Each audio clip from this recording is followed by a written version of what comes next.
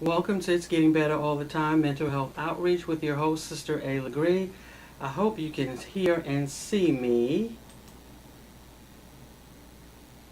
It looks like we are, in fact, live. Okay, this is It's Getting Better All the Time Mental Health Outreach, providing information and support while encouraging hope and faith.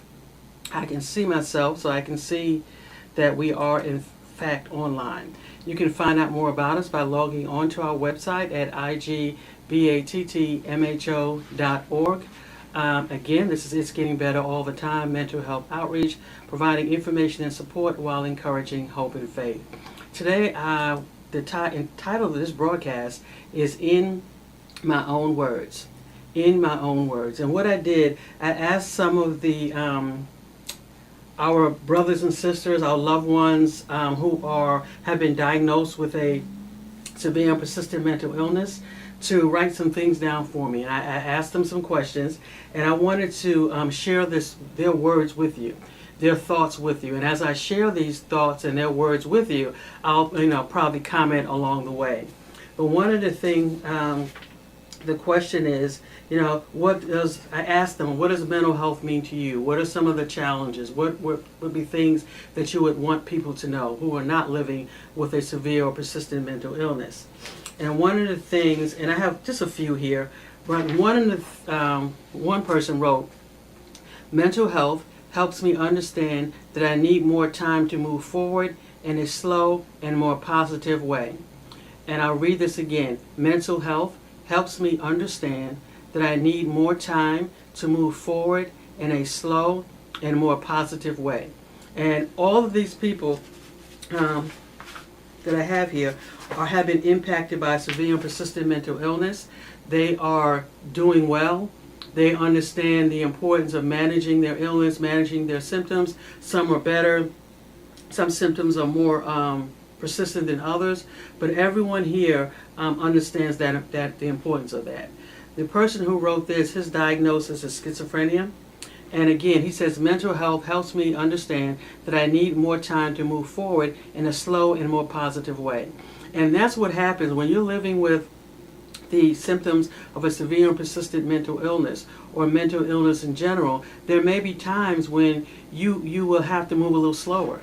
As I've said before, you may not be able to move as fast as other people. You may not be able to achieve goals the same way other people will, where some people may take 4 years to finish college and may take you 7 or longer. Where some people can go to college full-time, you may have to go part-time. Where some people can work 40 hours, you may have to start with 20 hours, or you may always only have to work 20 hours. So again, having a mental illness just means that you may have to move a little slower. It doesn't mean you have to stop, but it means that you may have to move a little slower. And mental health, he said, helps me understand. When you're getting the treatment and the support, you understand that you may have to move a little slower, that things might be different for you. One of the big things, I want to make sure I turn this off, is that for people to understand, whether you're a family member or you're a person living with the illness, it's important to understand that, as I said before, it's a chronic illness, but it doesn't mean that it has to stop you. It's important to understand, sometimes when a person is first diagnosed with an illness, whether it's schizophrenia or bipolar, when they first hear that, some people become really discouraged, family members become really discouraged. But we want you to know there's life, there's hope, there's a way to live with the illness. There are people out there who are living with schizophrenia, living with bipolar, living with severe and persistent depression, and they're living with these things, and they're with anxiety, and they're moving forward. They're able to work, they're able to go to school, they're able to have families, right? So having a severe and persistent mental illness, does that mean that you can't have friends, you can't have a family, you can't go to work, that you can't go outside? Having a severe and persistent mental illness, and you're moving forward, you understand that those symptoms are symptoms. They are symptoms of the illness. They don't define who you are as an individual, and they don't have to stop you. We don't have to let our symptoms cause our world to get so small. When we talk about anxiety, people, you stop doing this, you stop doing that. You don't want to go here, you don't want to go here. And before you know it, your life is smaller. But what we're saying is that there is hope out there. You don't have to live that way. So again, this one from our client number one, our Loved one number one, mental health helps me understand that I need more time to move forward in a slow and more positive way. Okay? Okay. And I'm going to read this as it is, okay?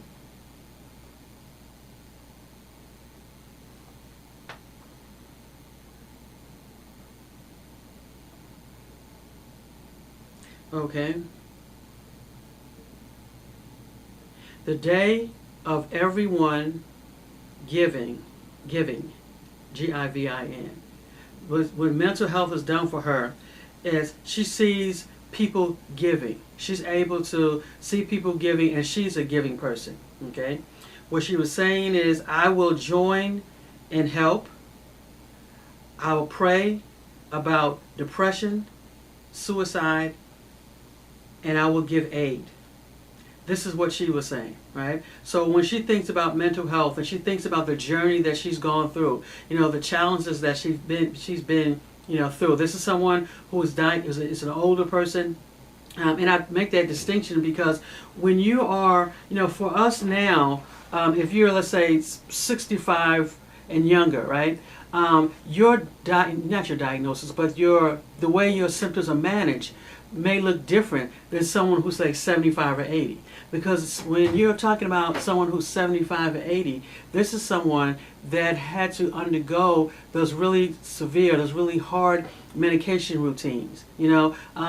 If you talk to some people who have been diagnosed for years and they're older, they talk about the medications where, they were drooling and they were just really tired and walking around like zombies. Now in 2023, we have different medications. We have better medications, right?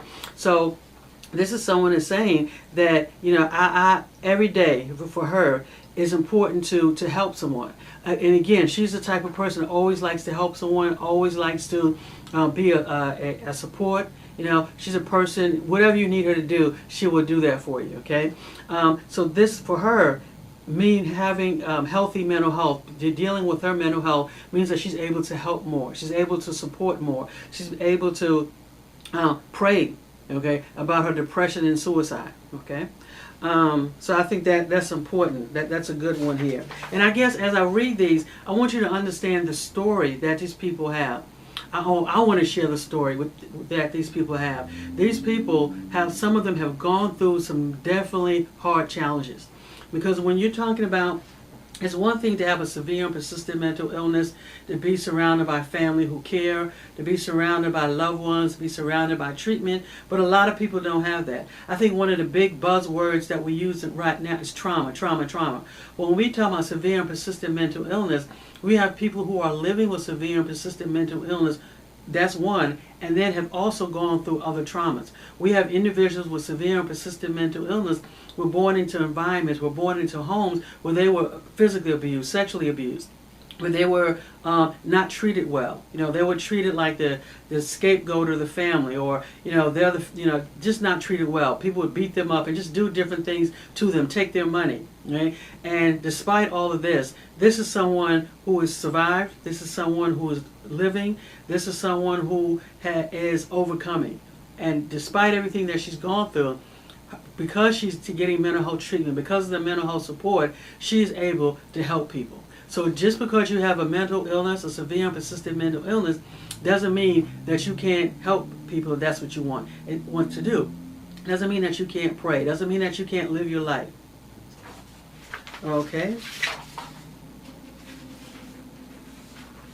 Recovery, this is another one. Recovery from a mental illness means that I know it's free, that I'm free, and that I'm no longer ill forever after. Recovery from a mental illness means that I know I'm free. That's what he said. Recovery from a mental illness means that I know that I'm free. I'm free, all right? What are you free from? First of all, what is recovery? Recovery for severe and persistent mental illness doesn't necessarily mean that you will not have any illnesses. It doesn't mean that you won't have any symptoms. Recovery means that you're not allowing the symptoms that you have to overcome you or to overwhelm you to the extent that you're not able to do certain things that you want to do. Recovery means that you're able to live your life to the fullest, whatever that looks like for you. If recovery means, going to school, taking a class, going to church, joining a group, then that's recovery. If recovery means taking your medications or talking to someone to the point where you don't have to go back into the hospital, or you're able to stay out of the hospital for a year, then that's recovery. That's recovery for you. If recovery means that you're able to get married, to have children, whatever it is, that's recovery to you. But he's saying recovery is freedom for him, right? It's freedom means I'm no longer ill. I'm no longer the symptoms that I'm dealing with. I don't have to be in a hospital. I don't have to, have someone telling me what to do all the time. I can have my own place. I can live in my own place. I can manage my own money. I can make my own decisions, just like everyone else can. I can do these things, right? My illness doesn't have to put me in a situation where I feel like I'm not free. So recovery from a mental illness means freedom.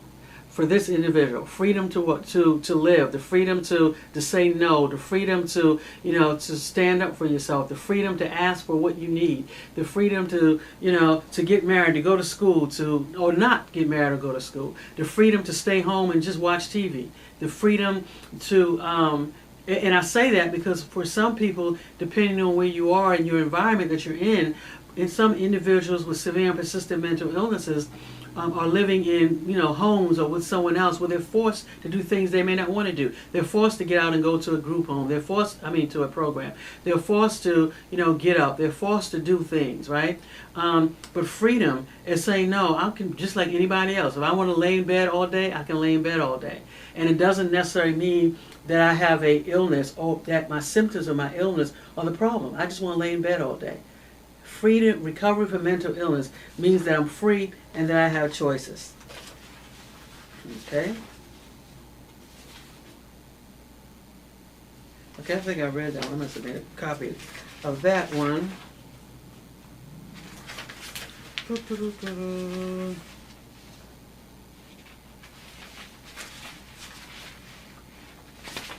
Someone just said moving straight forward. That's what I'm doing. He's saying, for me, my recovery means I'm moving straight forward. I'm not even looking to the right or to the left. I'm not focusing on the things that I don't have. I'm not letting my symptoms get me down, because I understand that having a mental illness, severe and persistent mental illness, that you're going to have symptoms. The symptoms may fluctuate.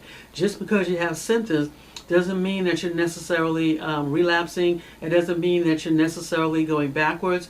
It's part of the illness. And it's so important for us to realize that when we're talking about severe and persistent mental illnesses, that you're going to have up and down. So you can't let your symptoms get you down. You can't get your symptoms or the symptoms of your loved one get you down. You have to realize that it's just part of the illness. It just means that I have to manage it, right? I'm going to keep moving straight forward, working towards my goals.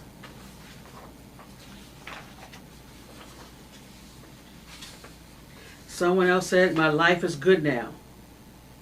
He said, my life is good now that I have a new life. So getting treatment for him meant, recovery meant my life is good now, that I have a new life. This is someone, in addition to the severe and persistent mental illnesses, is also dealing with substance abuse. He had lost everything. He had lost, everything for his belongings, like his house, his apartment, things like that. But because of him realizing that I need to get into treatment, I need to have recovery, I need to start developing a recovery plan for myself, my life is good now, okay? I have a new life. This is someone who had a history of inpatient hospitalization. He has been out of I don't think he's had one in a long time. Okay? He's doing well. But that doesn't mean, again, that he doesn't get depressed sometimes. It doesn't mean that he doesn't have symptoms, that he doesn't get anxious. What it means is that he doesn't let those things stop him. It means that he continues to keep going. And if you're listening to me and you are impacted by severe and persistent mental illness, as the individual with the illness, I want you to know is that you're not doing anything wrong. There's nothing wrong with you. You just have an illness that fluctuates.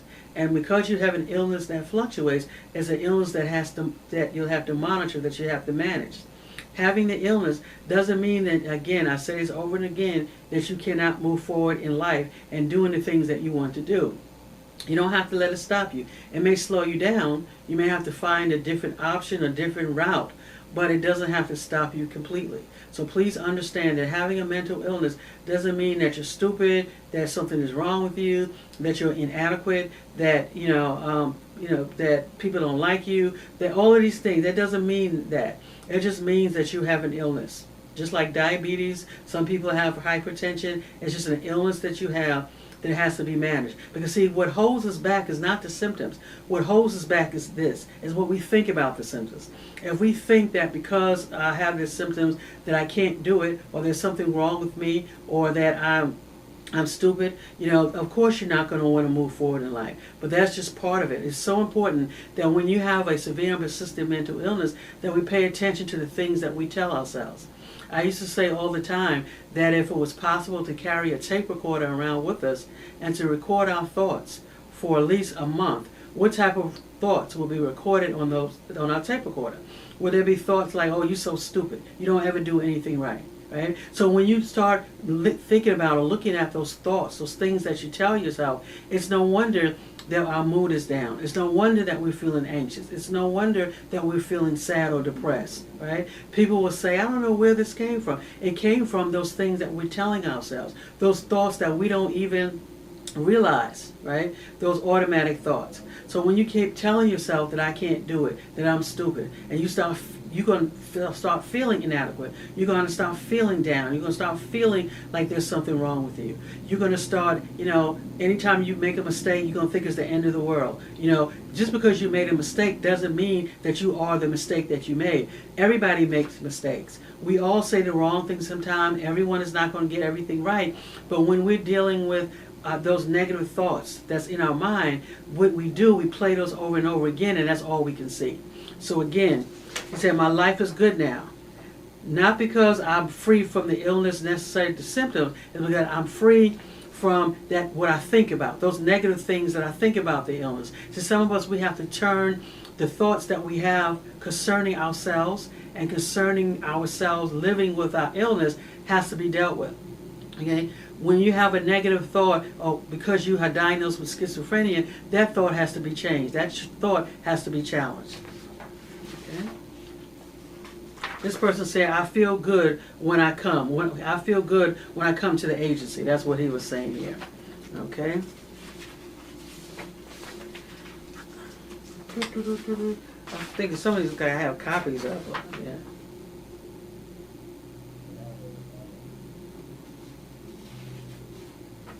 Okay.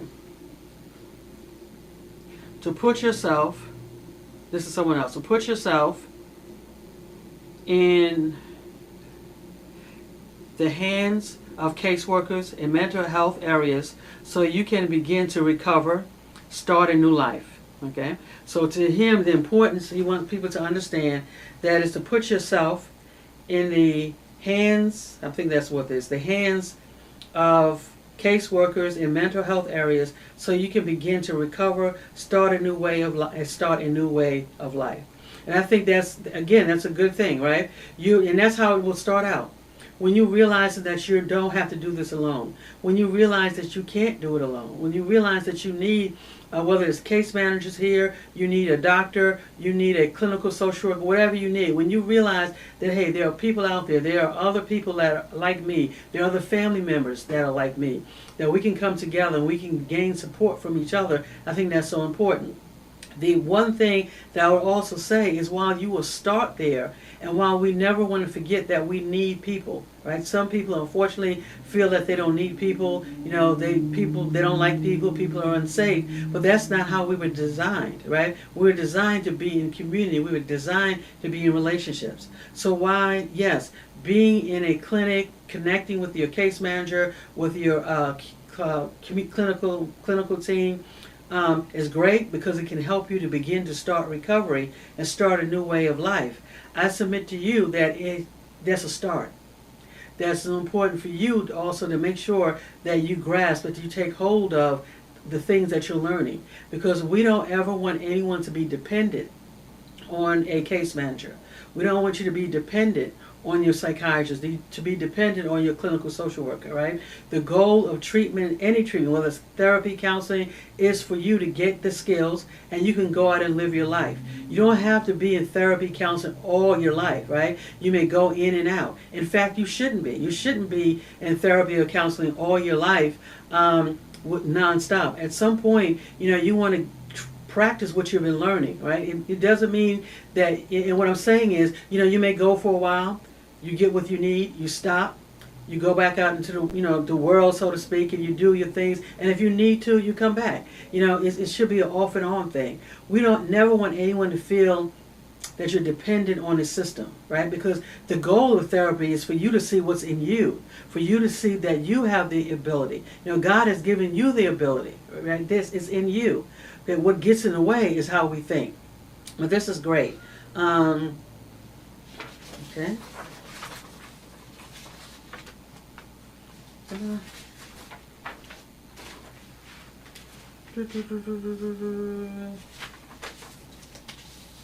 Someone said is having peace. And I can tell you, when you're a person, when you don't have, you're hearing voices. And the voices, you know that they're voices. You know that they're not, it's not you, but you don't have any control over those voices, right? And we're not talking about, when you think to yourself. We're talking about actually hearing intrusive voices. And when you're hearing intrusive voices, you know it's not you, but you're not really sure. It can cause you to not sleep. It can cause people to not eat. It causes people to feel really distrustful of each other. Even people who try to help you. It can cause you to get into fights. It can cause you to be really not at peace. When you're hearing voices, when you are having severe and persistent illnesses that are active, it's hard to be peaceful. It's hard to be at peace. It's hard to sleep because you're not sleeping. You're walking the floors sometimes. Sometimes people are walking the floors. Sometimes they're walking the streets. Sometimes they're going from one place to the other. You're checking the doorknob 50 times, right? You lay down to go to sleep and you're thinking about all types of things. You're thinking about all types of problems. Your mind is just racing. There is no peace. But when you are getting into treatment, mental health support, where the goal of mental health treatment and support is for you to learn new skills, to get support from other people so you can begin to practice those skills that you're learning, right? And actually put in those skills to use. Because here's the thing, if other people can get better and do better, so can you. There is peace. You don't have to always be troubled by your mental health symptoms, your untreated symptoms. There is peace, right? So again, this individual was talking about peace. Another person says you can do what you want to do. Just set your mind to it. And he said a mind is a terrible thing to waste. So yep, you can do whatever you want to do, right? Preferably, hopefully within the confines of the law. But I knew what he meant. And again, this is another person that's doing great. You can do what you want to do. Just set your mind to it. This is another person who is doing well. He had a history as well as going in and out of the hospital. He hadn't been out of the hospital for years. He wasn't taking his medications, and with his diagnosis, he does need to take his medication. But he's doing well now. He's doing well. He's reconnected back with his family. And I point this out because this is what treatment does. See, an individual with a severe and persistent mental illness who is not receiving treatment or who is receiving poor treatment or inconsistent treatment, okay, is a lot of lack of family, lack of friends, lack of support, a lack of maybe finances, a lack of peace. But when you start getting support, right, and you start beginning to take the medications if that's what it calls for, or talking to other people, then you can begin your life can become whole again. Those things that were taken away can begin added. So where you didn't have any friends, now you have friends. Where you didn't have, because of your mental illness, the symptoms separated you from your family. Like this person here, he was able to reconnect with his family. He was able to reconnect with them on another level. His daughter is back in his life, right? He was able to reconnect. When you're talking about getting treatment, you're able to reconnect with the goals that you once had. Untreated illnesses, you're not focusing about your goal, you're losing your potential. But treatment allows you to understand what your potential is. Everyone here was born for a reason. You have a purpose, no matter what your illness is. But the symptoms of the untreated mental illness will keep us so focused on our symptoms that we don't even realize that we have a life, that we have a reason for being here. Treatment, on the other hand, allows us to see that. Treatment allows you to see that you are more than your illness. Treatment allows you to see that you are here for a reason. Treatment allows you to begin to think about what can I do? What do I have to offer? Right? Because you begin to realize that you do have something to offer. You do have something to offer to the world. Right? So again, you can do whatever it is that you want to do.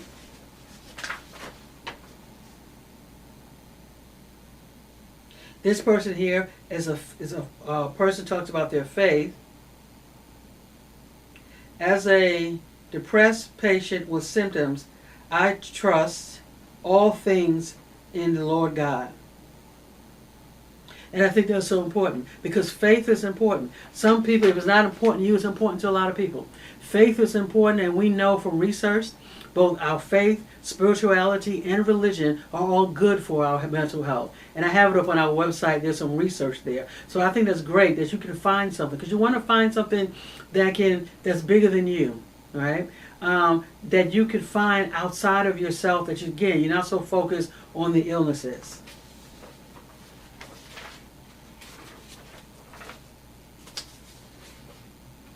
You should accomplish all you can.